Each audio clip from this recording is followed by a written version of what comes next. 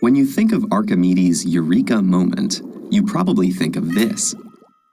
As it turns out, it may have been more like this. In the 3rd century BC, Hieron, king of the Sicilian city of Syracuse, chose Archimedes to supervise an engineering project of unprecedented scale. Hieron commissioned a sailing vessel 50 times bigger than a standard ancient warship. Named the Syracusia after his city, Hieron wanted to construct the largest ship ever, which was destined to be given as a present for Egypt's ruler, Ptolemy. But could a boat the size of a palace possibly float? In Archimedes' day, no one had attempted anything like this. It was like asking, can a mountain fly? King Hieron had a lot riding on that question. Hundreds of workmen were to labor for years on constructing the Syracusia out of beams of pine and fir from Mount Etna, ropes from hemp grown in Spain, and pitch from France. The top deck, on which 8 watchtowers were to stand, was to be supported not by columns, but by vast wooden images of Atlas, holding the world on his shoulders. On the ship's bow, a massive catapult would be able to fire 180-pound stone missiles. For the enjoyment of its passengers, the ship was to feature a flower-lined promenade, a sheltered swimming pool, and bathhouse with heated water, a library filled with books and statues, a temple to the goddess Aphrodite, and a gymnasium. And just to make things more difficult for Archimedes, Hieron intended to pack the vessel full of cargo. 400 tons of grain, 10,000 jars of pickled fish, 74 tons of drinking water, and 600 tons of wool. It would have carried well over 1,000 people on board, including 600 soldiers. And it housed 20 horses in separate stalls. To build something of this scale only for that to sink on its maiden voyage, well, let's just say that failure wouldn't have been a pleasant option for Archimedes. So he took on the problem. Will it sink? Perhaps he was sitting in the bathhouse one day, wondering how a heavy bathtub can float, when inspiration came to him. An object partially immersed in a fluid is buoyed up by a force equal to the weight of the fluid displaced by the object. In other words, if a 2,000-ton Syracusia displaced exactly 2,000 tons of water, it would just barely float. If it displaced 4,000 tons of water, it would float with no problem. Of course, if it only displaced 1,000 tons of water, well, Hieron wouldn't be too happy. This is the Law of Buoyancy, and engineers still call it Archimedes Principle. It explains why a steel supertanker can float as easily as a wooden rowboat or a bathtub. If the weight of water displaced by the vessel below the keel is equivalent to the vessel's weight, whatever is above the keel will remain afloat above the waterline. This sounds a lot like another story involving Archimedes and a bathtub, and it's possible that's because they're actually the same story, twisted by the vagaries of history. The classical story of Archimedes' Eureka and subsequent streak through the streets centers around a crown, or corona in Latin. At the core of the Syracusia story is a keel, or korone in Greek. Could one have been mixed up for the other? We may never know. The classical story of Archimedes' Eureka. I think let us stop there. So Archimedes, I don't know whether you have followed the story very well. But this story comes from a king, and this king wanted someone who can build for him a very big ship, and the ship had very many things that would sit on it. So they named very many things. It had very many compartments, a gym, it had a swimming pool, it had like how these modern ships, what they have. It had a place of worship. It had to carry very many things, tons of gold, tons of 10,000 people, over 20 horses, something like that. Too big. And it could also be used as a source for their fighting. could fire maybe stone missiles to whoever wanted to attack them. So the king wanted someone who could come up with such a way of doing what? Of constructing that ship. And it was Archimedes' idea that he discovered when he was in a what? When he was in a bathtub. So the moment he sat in a bathtub, he saw that the water was rising upwards. And this gave him an inspiration, and he tried to find out what quantity of water, how much weight of this water has been displaced. So this required him to first go and weigh himself, and then also get the amount or the weight of the water that was displaced. And once he discovered that whenever he could put something very heavy in water, more water is displaced. If he could put something more light, less water is displaced. So the more, when he sat in the bathtub, he displaced some quantity of water. The more he sat into the bathtub, the more amount of water was displaced. So he ran out of the what? Just because this video have not showed us, but he ran out of the bathtub naked to the king and was saying that I have found it, I have found it.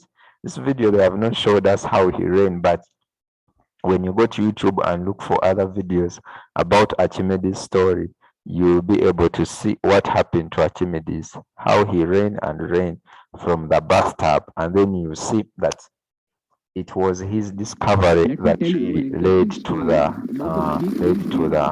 what we call the Archimedes what? Archimedes Principle. Okay, so that's what we are going to study. And now, with his knowledge, it's what we are using. And Archimedes Principle states that. I know, I just wanted to see that video when he ran out of the battle, but I think we shall leave that. You can do that. You can search that by your source, and then you be able to see. Let me see. I know whether it is this one. Faster and for a longer distance. Okay, I don't know what your goal. Oh, I am sorry, my lord. Have mercy on me. I'm so sorry. Have mercy on me. Have mercy on me. I am sorry, my lord. Have mercy on me. Maybe let us see this and see. Maybe it's the one here.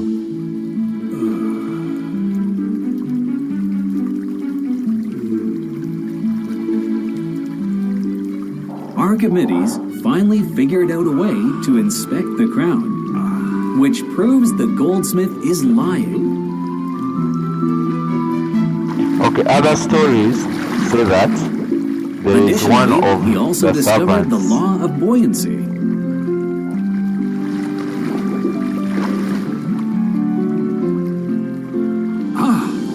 The upward force that keeps an object afloat is equal to the magnitude of the weight of fluid displaced by the object. This is known as Archimedes' Principle. So he went out saying, Eureka, Eureka.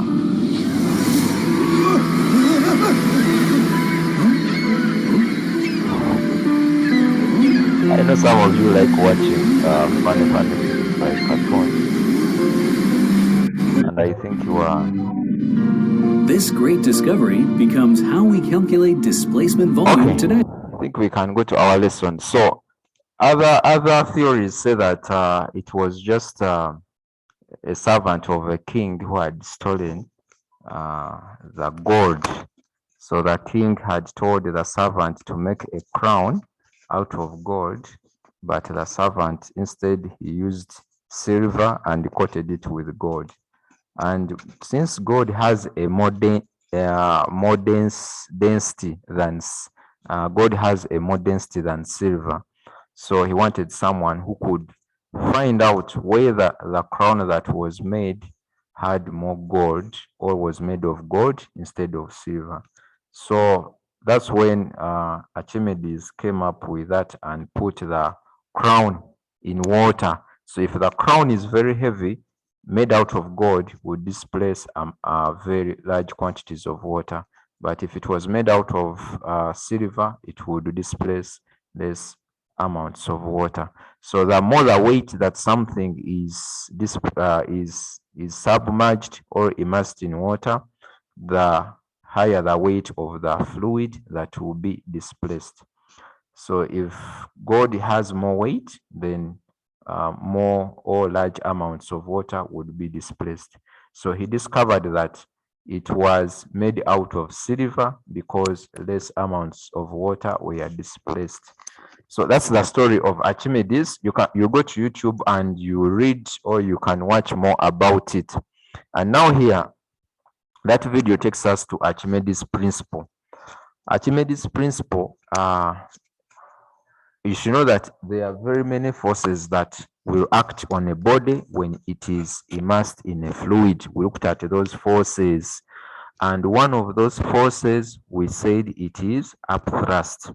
So upthrust is that upward force due to the fluid resisting being compressed. So whenever a body is in a fluid, it experiences an upward force. The upward force is the upthrust, and that upthrust is the force that tends to resist the body from being compressed. Why being compressed? Because remember very well that pressure in fluids, pressure increases with depth. The more you push something to a higher depth, the more pressure it experiences, and the pressure may cause something to be squeezed up or to be compressed. So the only force that can resist that compression is what we call the upthrust force. So the upthrust force will act on a body and will exert that body to pull it from the water to go upwards. So that's why it is always acts where? Upwards, pushing the fluid or pushing the body from the water to the top of that water in order to resist the compression that comes due to pressure. So that upward force, we are going to use it here in Archimedes Principle very well. So you should know that a body can be immersed. What's the meaning of the word immersed? When something is fully in water. If you get a coin and put it in water, it will be immersed because it will be deep, maybe in that basin of water or in that cup of water. So it will be at the bottom. So it means that it is immersed in water. And then submerged, it means that the body is halfway. Either it is floating halfway, or it is floating when it is just on the surface, like how a ball may float on water. If a ball having air is floating on water, all of it is floating on the surface. It is just in air, but only a small part is touching the water. But it can float. For example, if it is wood, then the wood can float when most part of it is submerged. It is inside the water, but only a small part of it is above the water. That's what we call being submerged. So submerged, one part is in water, another part is in air. That's what we mean. So a body can be immersed fully in water or fully in a fluid, or can be submerged halfway, part in water, part in air, and its weight appears to have been reduced because it experiences an upthrust force. This is the reason why if you get a jerry can that is full of water and you put it in a pool that has water, even you may use your little finger to move that jerry can within the water. Why? It is because the weight of that water has reduced. Why does the weight of the water reduce? The weight of the water has reduced due to the upthrust force that is acting on that body or on that jerry can.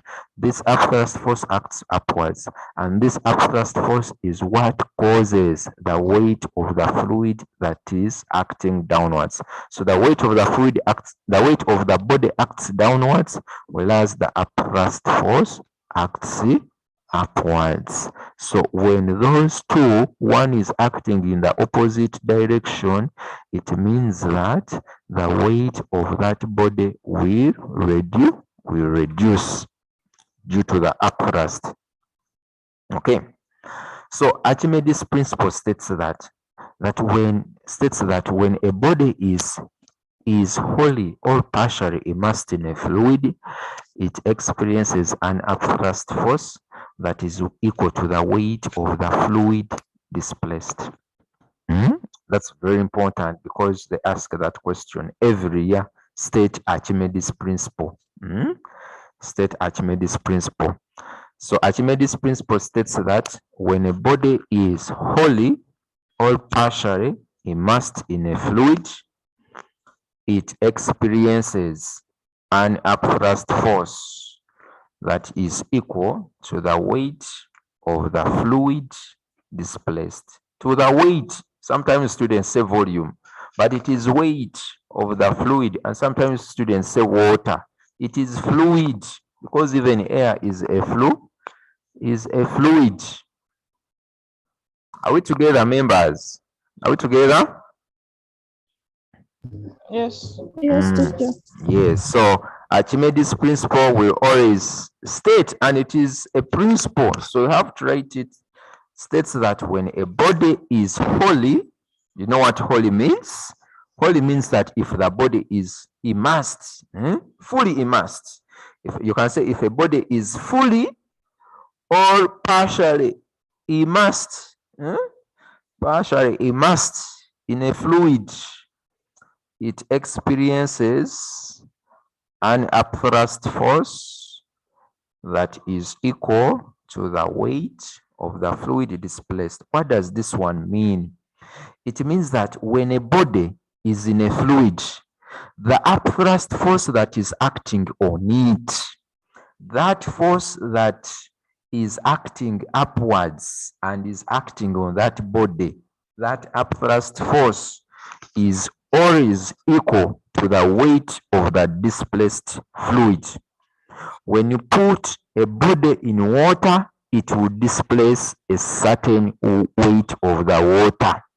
So remember that when you're looking at the displacement method, where you put the body in water, and the water will be displaced, and that water will flow into another beaker. So the weight of that water that is displaced is equal to the weight of the fluid. The weight of the fluid that is displaced is equal to the upthrust force that was acting on that body. Okay? So the upthrust force, you cannot measure it. You cannot say, my friend, you give me this measuring instrument, I go and measure upthrust force. No, you can't. You can't say, give me maybe a weighing scale and I can measure upthrust force. No, you can't. So what do we use to measure upthrust force? By getting the weight of the fluid that is displaced.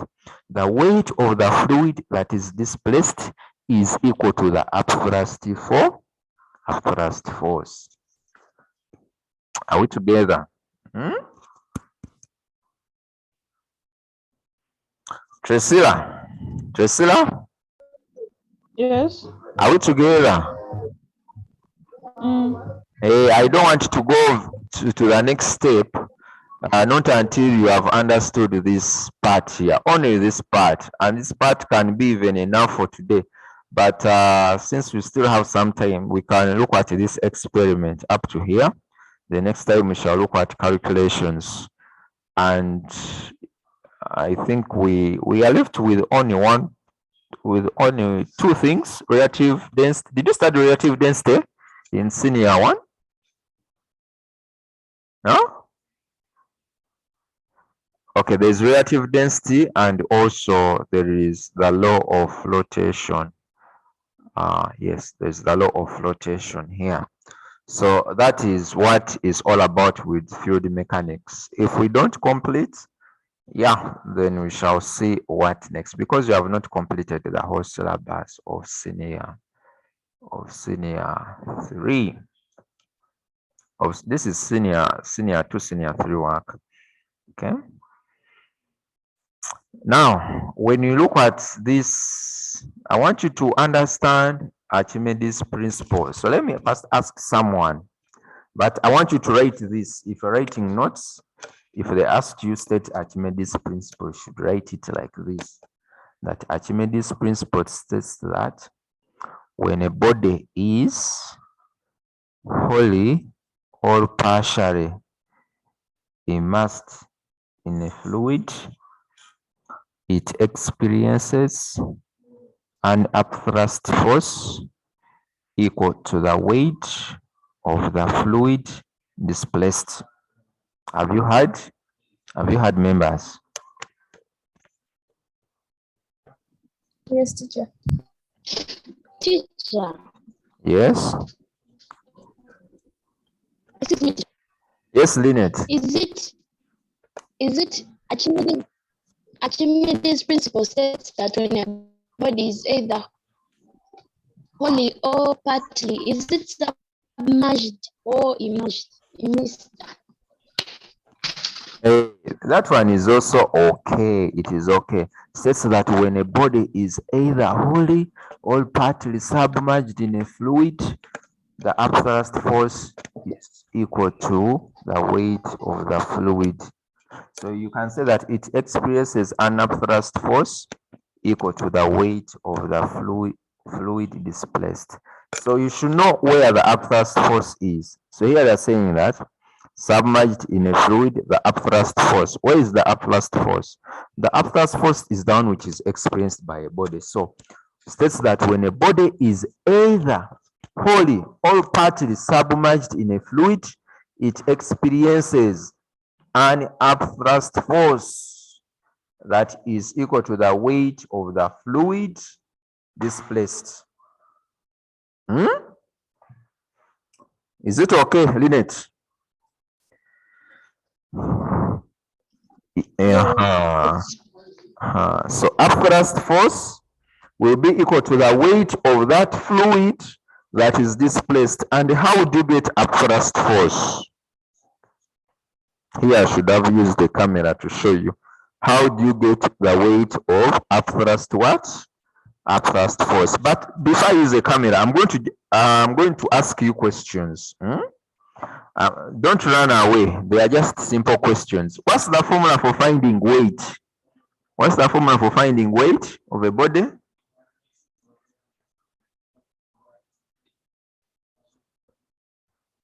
What's the formula for finding weight? Sonia. Sonia? Sonia? Sonia? Sonia, how do you find weight?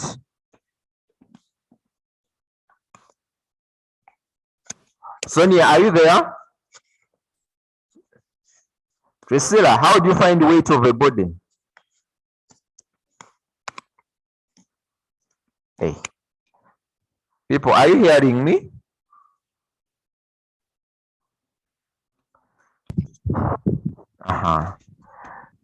Sonia, how do you find weight of a body? Okay, Neha, how do you get weight of the body? Neha? X mass times the acceleration of gravity. Hey, so I want you to write. I want you members to write somewhere. I want you to write somewhere. I want you to write weight or W equals to mg. Are we together? Are we together? Yes. Weight W equals to mg. Okay. Call that equation Roman number 1. Okay. Call that one Roman number what? Roman number 1. Okay. So we go to the next one. I want you to write mass. Mass M. How do we get mass when we have density and volume? How do we get mass? How do you get mass when we have density and volume?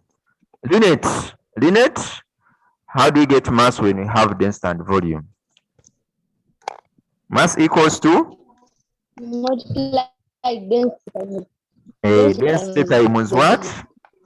Density times volume. So density is rho. This is the symbol for rho. This one here. I don't know where you're seeing it on the computer here. This one here is the density. So write density rho times V times volume. Okay. And that one is equal to rho V. Rho V. Or P. It looks like P. PV or rho V. And call that one equation what? Equation 2. Are we together? Are we together? Okay. What I've said is that mass equals to density times volume, isn't it? Yes. So density times volume is the same as density is rho. This letter is rho, the one which appears like P. This one here, Yes. So it is PV. So you can write it as PV or rho P, rho V, like that. Are you there? Call that one equation what? Equation 2. Equation what? 2. Equation 2. Ready? Are we together? Ready? Yes, teacher. Are we together? Yes. Okay, so how many equations do we have? We have 2, isn't it? We have 2 equations. Now what we are going to do, substitute equation 2 in 1. Substitute equation 2 in equation 1. So where there is M, so you write W equals 2, and where there is M, you are going to put that PV. You are going to put PV that we have got for mass. So it is P or rho V, then G. Do you have that? Do you have that? Rho V. Understanding. Neha, you are not understanding what I'm telling you. Lynette. Yes. Lynette. Yes. Are we together? Yes. What do you have in your book? If I said we write W is equals to mg, that is the first equation. Then M is equals to rho V, equation 2. Then you have said we write V is equals to rho. You have said we write W is equals to rho V. That's where I've ended. So why are we writing W is equal to rho V? So W, you can see that rho V is taking the place for M, for mass. Neha, are we together? Neha? Yes. So rho V is taking the place for mass. Are we there? And then you add on the G, so you have rho VG. Are you getting it now?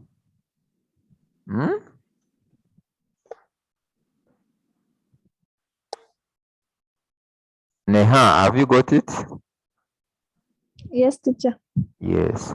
So that means that is the weight of the fluid that is displaced. The weight of the fluid that is displaced is equal to the density of the fluid. So I want you now to write words and say weight equals to weight of fluid displaced equals to, you write words, weight of fluid displaced equals to density of fluid times volume of fluid then times you use the symbol of times, then times acceleration or times gravity. You can say times gravity. G means gravity. So that you get to know how you get the weight of the fluid that is displaced. So the weight of the fluid is displaced is the density of that fluid times the volume of that fluid that is displaced, then times the acceleration due to gravity. the acceleration due to gravity. So, any question? Any question? Any question? Any question? Any question, members? You have any question?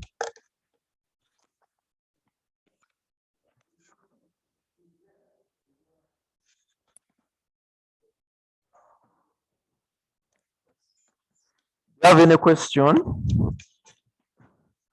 Okay, I don't think so. So how do you get the upthrust force? So now the upthrust force is equal to the weight of the fluid. So you write upthrust force equals to weight of fluid displaced. Upthrust force is equal to the weight of the fluid displaced, which is equal to VF. VF means this one here, means volume of fluid displaced. VF times rho F, density of fluid displaced, then times acceleration due to gravity. So we can end there for today. Because I want us to, I'm saying, I've said this. This one, it's what I've said. So write this. So next time when we meet, we shall look at calculations and come with a calculator. Come when you are sober. Come when you have eaten something. Are we together? You must eat something before you come. Otherwise, have a good day and bye. Bye.